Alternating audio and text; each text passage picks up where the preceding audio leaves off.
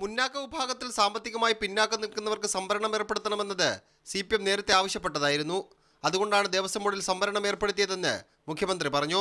Party എന്ന നിലക്ക് നേരത്തെ ആവശ്യപ്പെട്ടു, CPIM ആവശ്യപ്പെട്ടു, ഇടതുപക്ഷ ജനാധിപത്യ മുന്നണിയും പിന്നീട് ഒരു ഘട്ടത്തിൽ അത് ആവശ്യപ്പെട്ടു. മുന്നോക്ക വിഭാഗത്തിൽ 10% സംവരണം ദേവസ്വം ബോർഡിൽ കൊടുക്കുന്ന നില LDF ഗവൺമെന്റ് സ്വീകരിച്ചത്. സാമൂഹ്യനീതി നടപ്പാക്കാൻ വേണ്ടിയുള്ള കേന്ദ്ര സർക്കാരിന്റെ നീതിബോധവും ഇച്ഛാശക്തിയുമാണ് തെളിഞ്ഞിരിക്കുന്നതെന്നും ഇത് നടപ്പാക്കാൻ ഏറെ കടമ്പകൾ കടക്കാനുണ്ടെന്നും NSS general secretary Sukumaran Nair പറഞ്ഞു.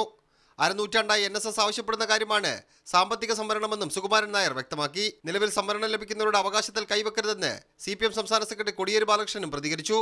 ഇപ്പോൾ മുന്നോക്ക സമുദായത്തിലും ഈ സംവരണം ഏർപ്പെടുത്തുമ്പോൾ ഏതെങ്കിലും തരത്തിൽ ഇന്ന് ലഭിച്ചുകൊണ്ടിരിക്കുന്നവരുടെ സംവരണത്തിൽ കൈവെക്കാൻ പാടില്ല എന്നുള്ള ശക്തമായ നിലപാട് CPIM മുന്നോട്ട് വെക്കുന്നുണ്ട്. ദേവസ്വത്തിൽ സംസ്ഥാനം നേരത്തെ നടപ്പാക്കിയതാണ് സാമ്പത്തിക സംവരണമെന്നും കേന്ദ്ര തീരുമാനത്തെ സ്വാഗതം ചെയ്യുന്നുവെന്നും വ്യവസായ മന്ത്രി EP ജയരാജനും പ്രതികരിച്ചു. മീഡിയ 1 തിരുവനന്തപുരം.